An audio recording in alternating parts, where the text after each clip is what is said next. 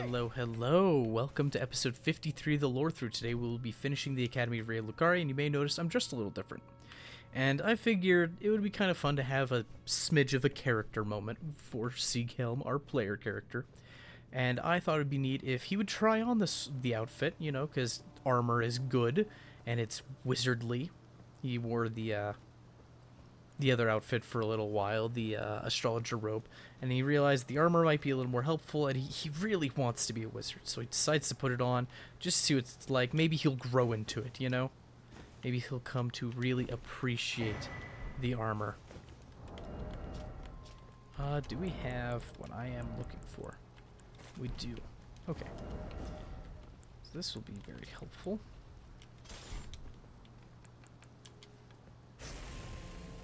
Can I still light roll? I can. So we have horrible monster here.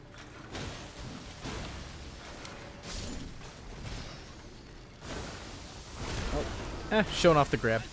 I got a little greedy. I was trying to smack its innards, but I should have rolled the hit first. Mashing your shoulder buttons, L1 and R1, can actually get you out of grabs faster. Oh, he's gonna do that. And we're gonna let him.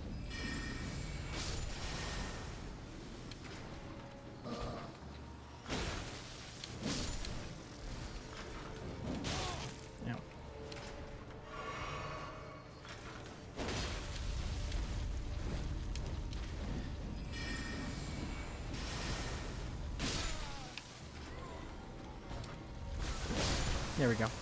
And it takes bonus damage from lightning, and of course hitting it when its cage is open is a great way to deal more damage. So.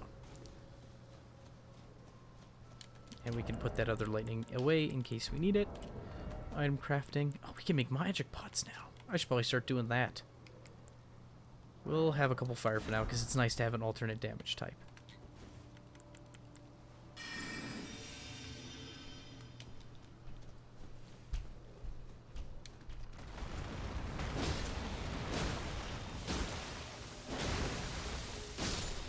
And we killed the sleep crab. Interesting that it puts us to sleep, or tries to. And now I think we are good to grab this. So we have a golden seed. Another one. We have 2 now presently. I believe we need 4 to get our next flask upgrade. Switch back to the Carrion Knight Sword and the Albinauric Shield, because it's our best anti-magic shield of a light class, I believe. The Eclipse Shield, which is a great shield, offers more. We plink off of this silly thing. And there is the Carlos Glintstone Crown. Yeah. So, the Albinauric Shield seems to be best for magic resistance. We actually put the magic infusion on it, which lowers your guard boost and physical, but magic resistance, 78.5% resistance. And that's calculated before it hits our personal resistances, which will be pretty high with this armor. Yeah, our magic resist is 24.5. Not too bad. I think it's a little better if we were one of those people who wore the astrologer robe, and I'm having trouble seeing it. It looks kind of silly. Yeah, it's a little higher, but it has good magic resist. Okay, magic resist. So we'll wear it for now for our character moment.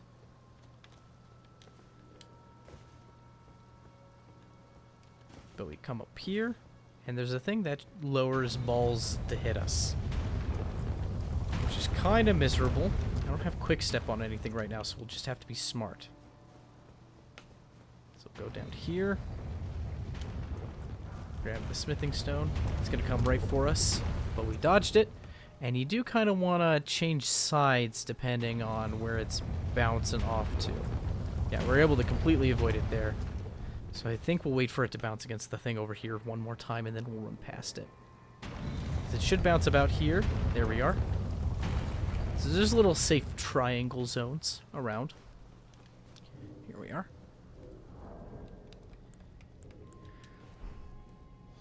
Drink our flask for giggles. Moongrum, Carrion Knight.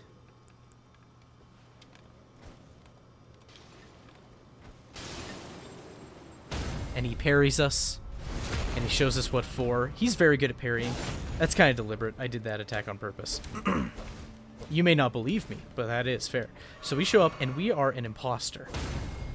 right? He smokes us repeatedly. He knows we are no Carrion Knight.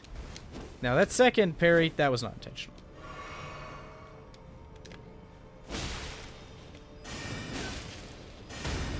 But then, we show him we're not too bad with a blade ourselves.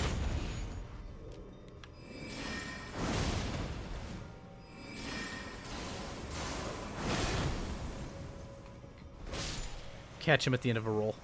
He pulled out a staff. He was gonna cast, I think his favorite is he actually casts a Carrion Greatsword like that. It could have been a Slicer, I don't quite remember. But then we have this moment, right? We've slayed Moongrum, but we weren't a Carrion Knight. No one of royalty told us we were a Carrion Knight. We just put on the armor and showed up in the duds. And I like the idea that he was angry when he saw us, that he recognized us, that he knew we were not one of his order. And perhaps we feel a bit of shame in being someone we are not.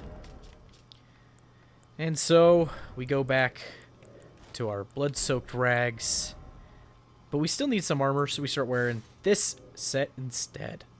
I kind of like the way it looks. Smidge of magic. And I think we were wearing... No, that wasn't it.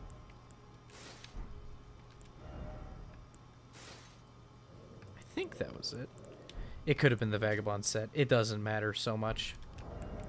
Actually, you know what? I think it was these, because they looked like poorer condition. There we go. Yeah, that must have been it, because the right hand is still a leather wrap. So...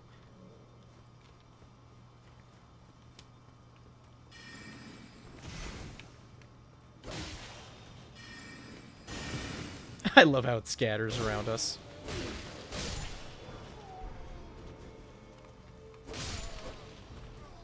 Gives us, and if we come over here, we get ourselves a shortcut that we can use to get past Moongrum.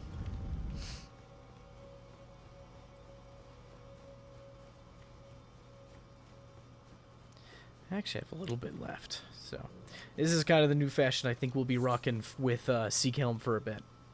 So, because it looks like travel gear, it's still got some blue on it, kind of a could hint at magic. It feels true to him a little more.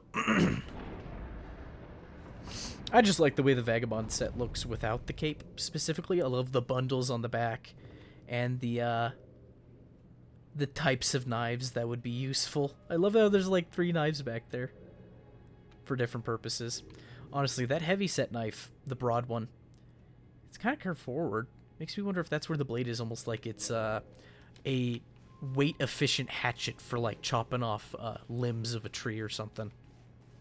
Maybe that knife has a different purpose I'm unaware of. Maybe it's for skinning, I don't know. So we can sneak.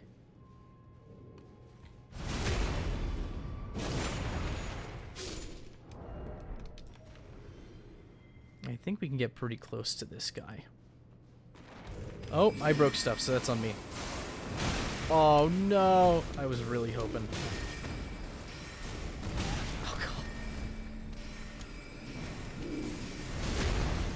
That didn't even kill him.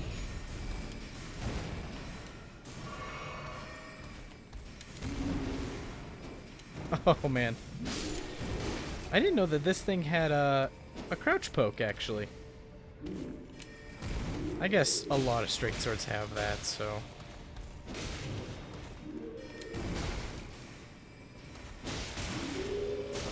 Oh, dear.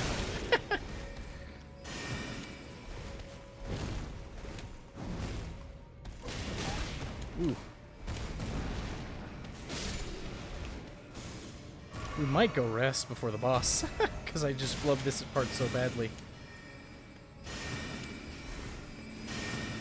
That timing's a little odd. He screamed with each one of those slashes. That sounded interesting. Ooh, Alright. Grab an item. Glintstone Scarab. So this particular headpiece lowers a ton of your resistances. It's not good as armor. Not really. But it reduces the FP cost of sorceries, but increases damage taken. So, if you can not get hit, it might be okay. There's a red and blue variant of it, and this one's more teal to kind of differentiate, right? And also the yellow one buffs incantations. There's a red one that makes it so you get more healing from flasks, and there's a blue one that means you get more mana from flasks. Okay. Let's go to the Church of Vows really fast, because we do have that extra scroll.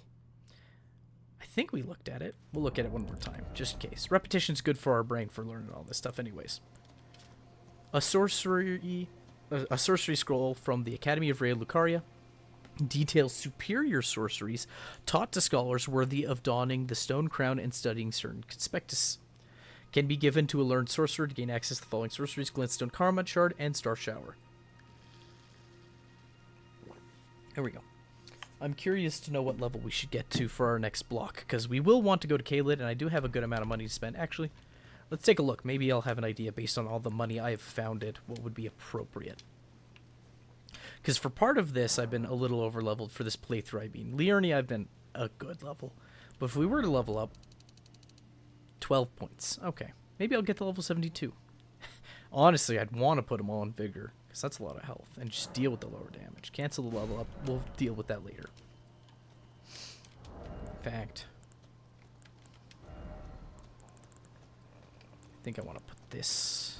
I should be using those for bosses. I've been bad. I've been very bad. But let's talk to Muriel. Greetings. We need you to take this scroll. Oh, what have we here? Very well. Heresy. And he tells us that heresy is a contrivance. We can study sorceries again, and now we can have access to the Glintstone Comet Shard, which is the size just under Glintstone Comet. And we can get access to Star Shower. That's a really good one. I think it's really good for other players. There's a bigger version than even that, but the homing's kind of bad, and people can strafe it really easily. You can strafe this one too, but it's a little tougher. But now we have the 6-bolt version of it. Maybe it's a 5-bolt instead of a 3-bolt. I'll look at it. I think that's 6. It looked like 6 to me.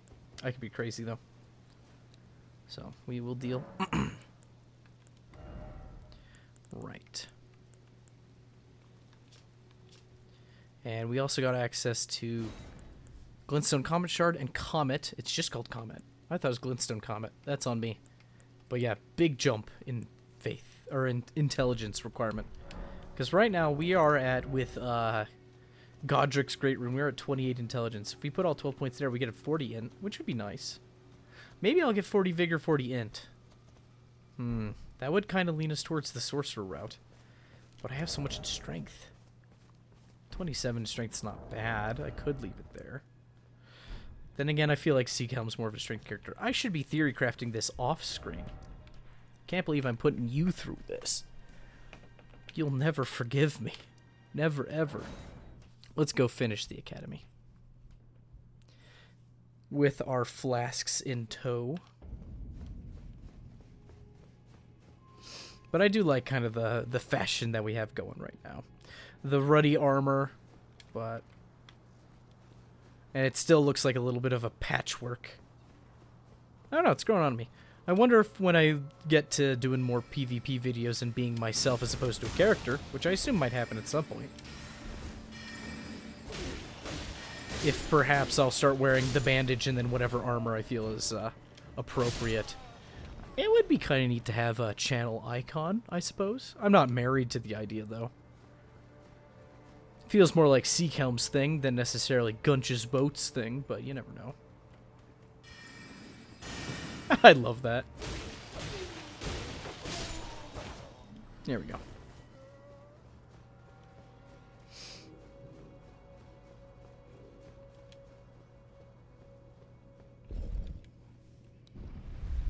All right.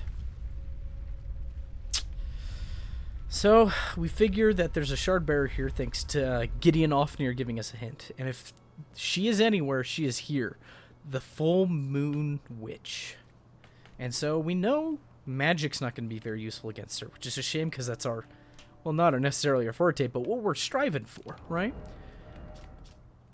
So we're going to go with something a little less magical, at least in terms of our weapon. I'm trying to think of what.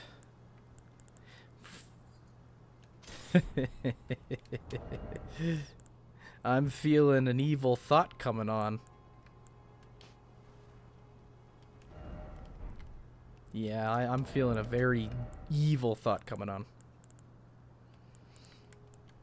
I don't have many of these. I should make them count. This should be a good time to show this. You know what? No, we're going to do this. We're going to do this. Okay. I think I'm ready now. We drink a da flask. We chomp a da dis. Pickled foul-foot gross thing. We enter the boss arena.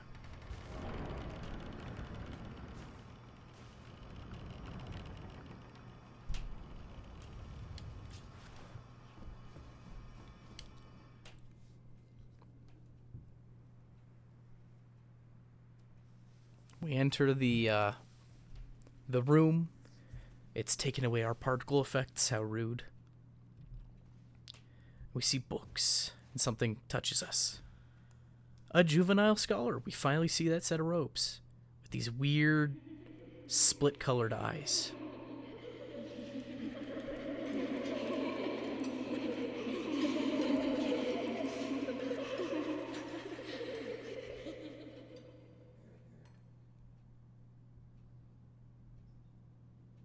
Some blue, some red.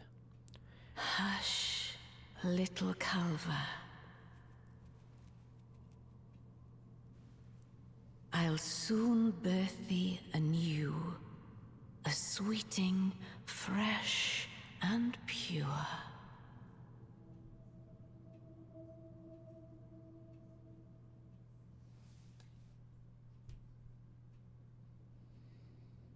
Well, that's darn the scariest thing I've ever seen in my life. We summon Lutel immediately as a panic button. And we get behind cover. Well, we tried to get behind cover. And it looks like some of these crawling juvenile scholars have these golden barriers around them. There it is.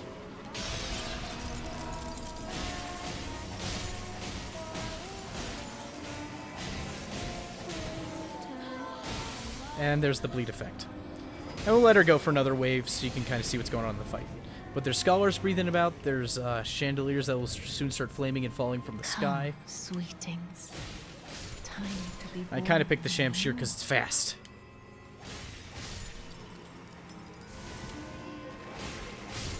Very fast. And the damage ain't too bad. It's so fast. You kind of want speed for this part.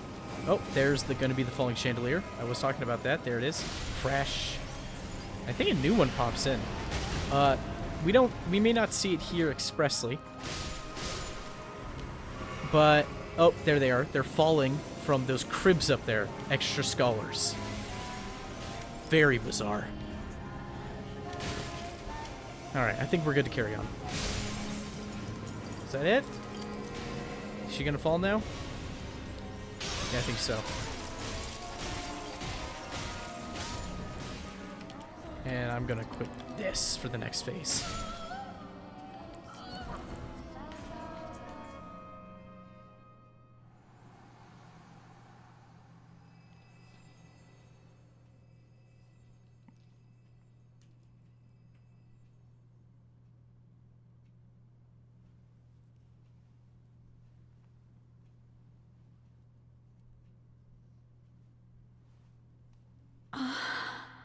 My beloved, have no fear.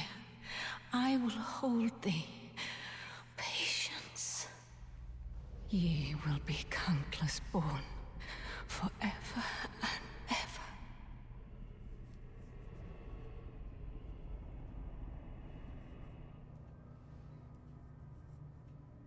A new challenger has entered the chat. Upon my name is Rani the Witch. Mother's rich slumber shall not be disturbed by thee. Foul trespasser. Interesting that they call it a slumber. Send word far and wide.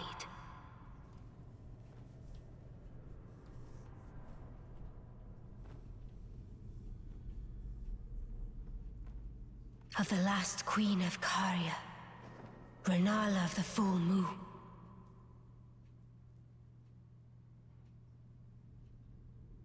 and the majesty of the night she conjureth. So now we get to see a little bit of what Rennala is kind of like during her glory days.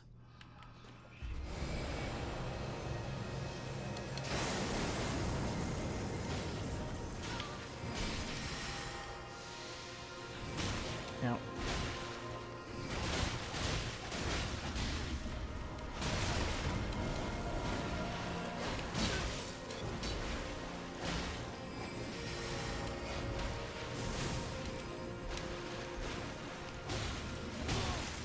ooh.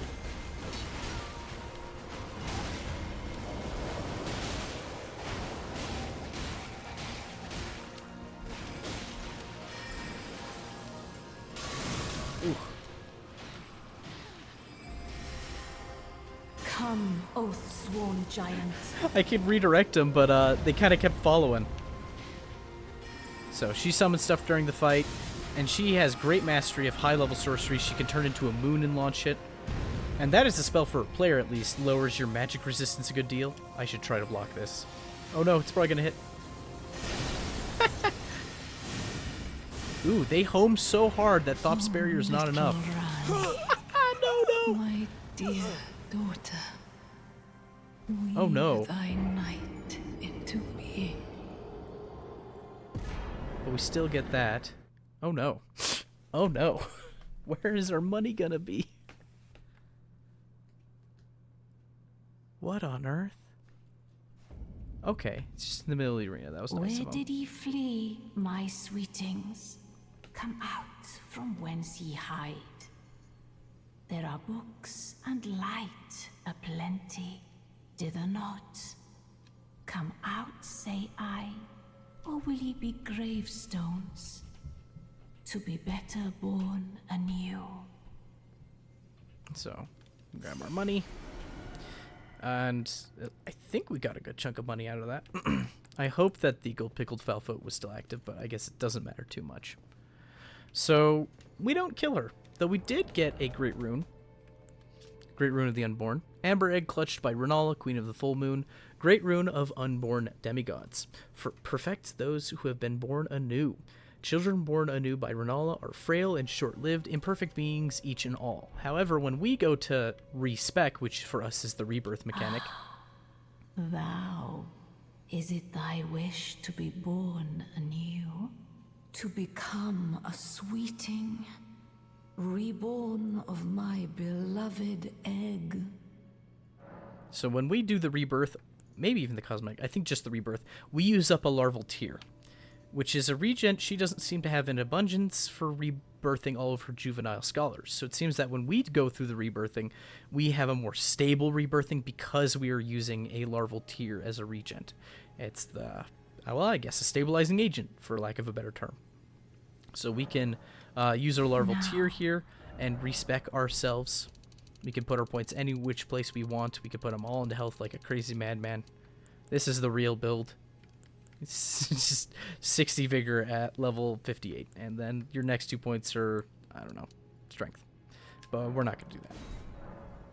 But if I need to switch builds for any purpose, I was thinking about it. Maybe the start of next episode, I will respec to show off a ton of incantations. But then again, we're always getting more incantations. So I don't know. Be not alarmed. Oh, nor afeared. Oh, I should... Art thou? Be not alarmed. I would birth thee as a sweeting, fair and fine. So it seems interesting that Ronnie the Snow Witch, the princess of Caria Manor, intervened during our fight when we were approaching on her mother. And after that phase 2, we seem to have gotten some rewards. We got the Great Rune and we got the Remembrance of Rennala, right? But she's not dead.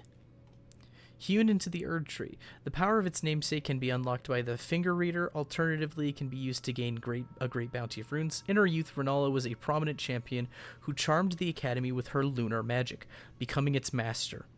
She also led the Glintstone Knights and established the House of Caria as royalty. So, we also saw that the staff she was using during that fight was the staff we saw underneath her portrait earlier in the zone. And I meant to pull this out and take a look at her banana hat, because turns out it is not a banana, though I was confused at first. It is a bird. It's got 2 little red beads for eyes. Maybe they're gemstones. They look like beads, though. They don't look like they're particularly translucent, but what do I know? Still. And she's sitting on her little bench there. She's big as a person. And I know that they make enemies a little larger than you in this game so that you have something good to look at. Because if they're all you-sized, you don't get a great look at them. But it seems to be a common theme throughout the Souls games that things that attain great power are just physically larger. Interestingly enough, there is a grace in here so we can return at any time, should we wish to respec. And now we also have back here a statue of Radigan, who we now know has red hair, and he left a wolf behind to keep her safe. How quaint. And there's also another one behind Caria Manor, so perhaps he cared for his daughter Ronnie as well to some degree. It's a very ornate place, different types of woodwork, lots of books and strange hanging cradles. She's very reminiscent of Rosaria of the Fingers, which was a character from Dark Souls 3.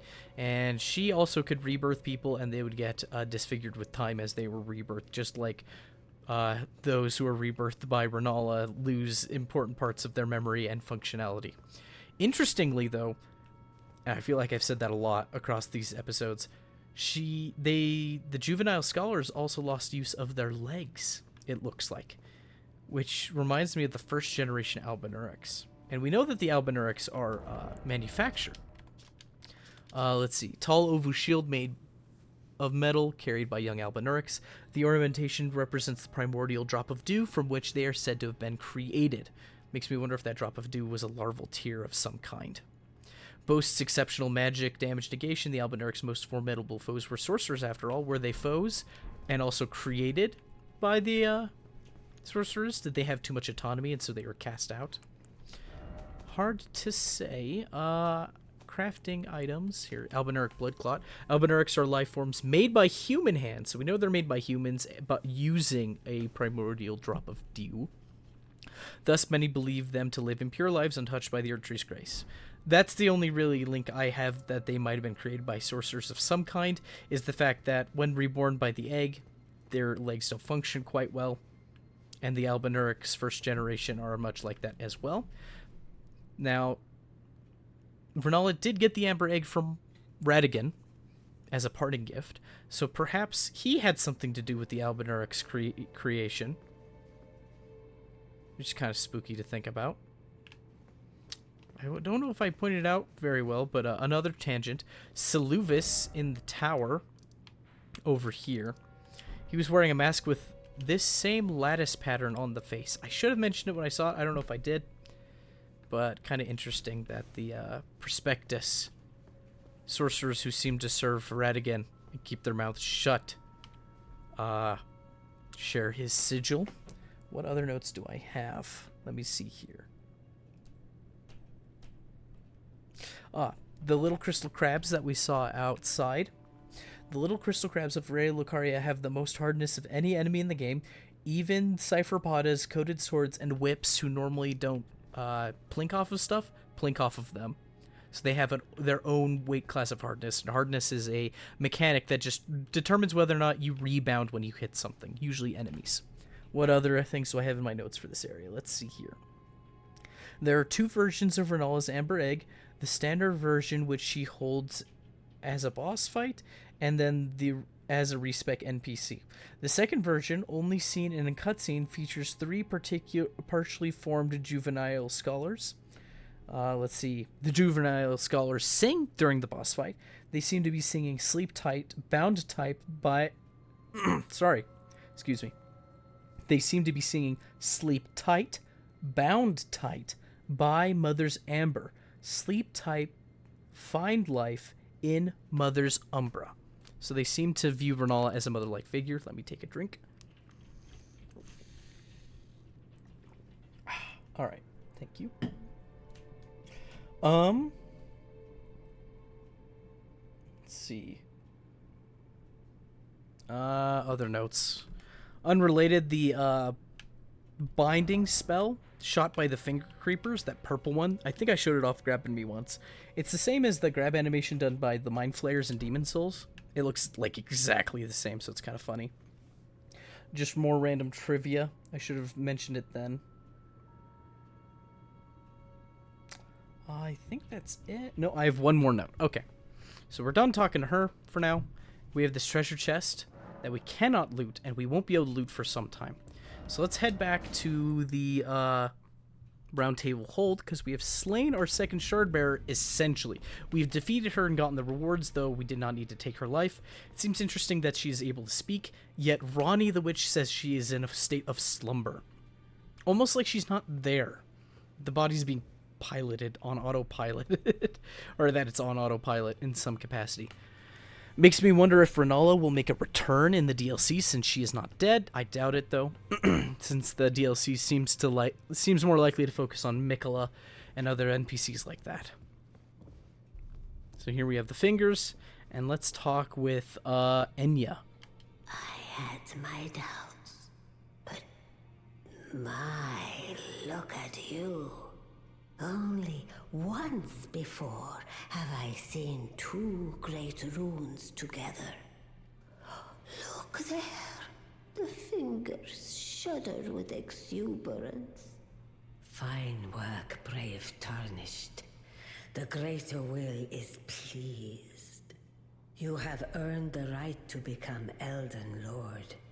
Now, seek the Erd Tree and an audience with Queen Marika to become Elden Lord and restore the Golden Order.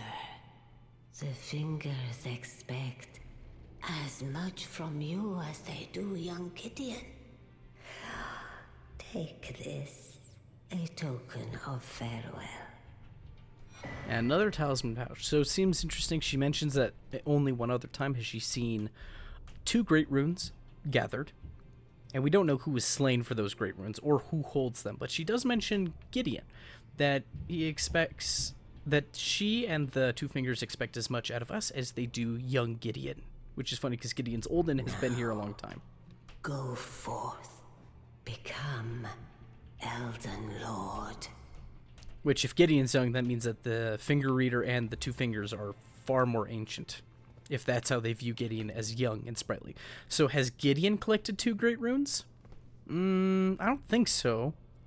Doesn't seem too likely. Maybe he does go out on foot on his own. He doesn't simply send others to do his bidding. Or maybe there's somebody else we have yet to meet fully that could also be the bearer of those two great shards. You have returned. What is it?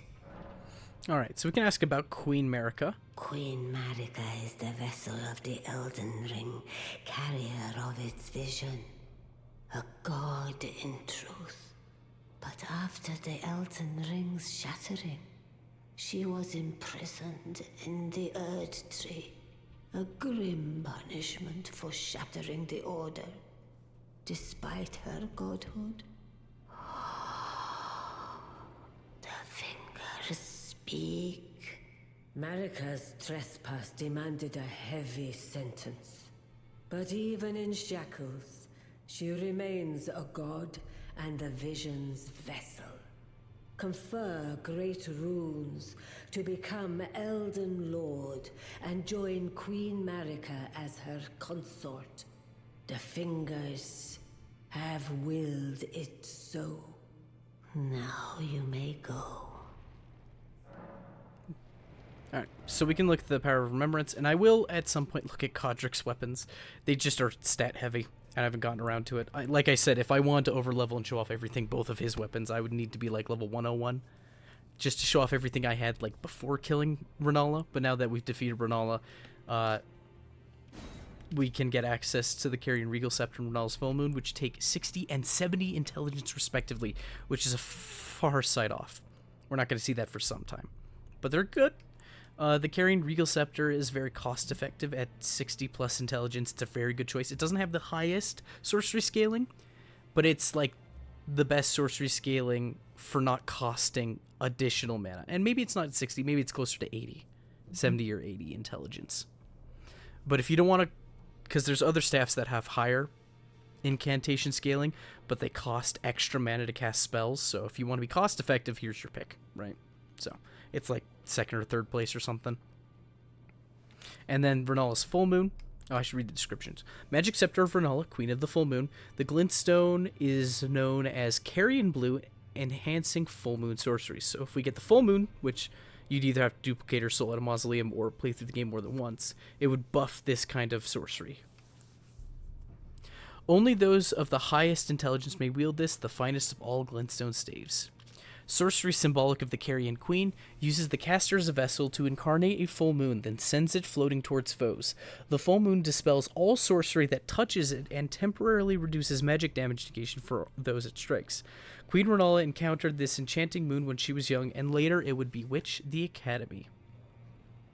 So, very fascinating there. And we can now receive the equipment of Champions. It's a new prompt. And we can buy her outfit. Her hat's neat, because it adds 3 points to intelligence and no detriments, unlike all the other glintstone crowns. So 3 points of intelligence at no cost otherwise. There's also her robes. I should read the descriptions. A tall crown depicting the moon, which is funny because it's got a bird head at the top, it looks like, almost. Worn by Rennala, Queen of the Full Moon, increases intelligence. Maybe it's meant to look like a crescent. When Rennala, head of both the Academy of Rhea Lucaria and the Carrion royal family, lost her husband Radigan, her heart went along with him. And then those at the Academy realized that Rennala was no champion after all. That seems to have been the start of the division. Perhaps what caused the Carrion Civil War. Which I think would have been the Second Liurnian War. Because the first one would have been when Radigan attacked. Attacked and eventually joined forces with the Liurnians at the Academy and the Manor. And they all say the same thing, but I will buy the set regardless. Expensive set that it is. Now go forth. Let the words of the fingers guide you. So yeah, we could wear her hat if we so chose to. It was probably up by my other stuff, wasn't it? There it is. Looks kind of silly. You're not supposed to really see Sieghelm's face too much. Oh, our eyes are a different color. I thought we looked creepy during the cinematic. Let's fix that real fast. But this hat gives us 3 points to our intelligence. We won't be wearing it all the time, though. I just realized that we looked rather spooky. Yeah, we have, like, red eyes now because we joined, the Bloody Fingers. But if you go to Apply Cosmetics and go to Detailed Appearance, don't man this nearly naked old man, we can alter face and hair, I think. And I think we can do tattoos, marks, eye patch. No, where is it? Cosmetics. Eyes. Eye alteration, and we can turn that off. There we go. And finish those changes. Yep. So now when we look at ourselves, we will see that we have those gray eyes, those bland gray eyes. I based this character off of an NPC in terms of physical looks. I'm trying to remember who I did. It might have been a character named Lionel, who we will see much later. All right, let's talk to Gideon. I think that's where we'll end the episode, because he might have a little extra to say. Oh, and we have an extra talisman pouch now. Glory be. What am I going to use it for? I don't even know. Tempted to keep the winged sword insignia because extra damage on successive hits is very nice. Well, I see you found another great rune. Wonderful. You are a worthy fellow tarnished indeed. Make the journey to the capital, Leyndell, that lies to the east of the Altus Plateau, at the foot of the Erd Tree. The Two Fingers will deny your passage no longer. You may be our best hope. Find your way to the Elden Ring, for we are tarnished, and we must answer the call of grace. Oh, and we can show him Seleuvis' potion if we want to advance Seleuvis' questline, but we're saving that potion for now. Okay. So that's all we have for there. All right. So thank you for joining me today. That was episode 53 And oh boy, next time we get to start on Caelid. And that will be exciting in its own right. And there's more magic to be had there, honestly. Caelid has magic. Liurnia has a lot of magic. I think I'll level up this character a smidge. I don't know how much, right? I know I looked at it earlier, but... yeah, and I've spent some of the money since then. And I can always get some more. We have access to Mogwin's Palace, after all, should I need a little more money. I'm thinking 72, 75, maybe 80 if I'm feeling crazy. I'll look at what I have and what I want to show off, and we'll get there.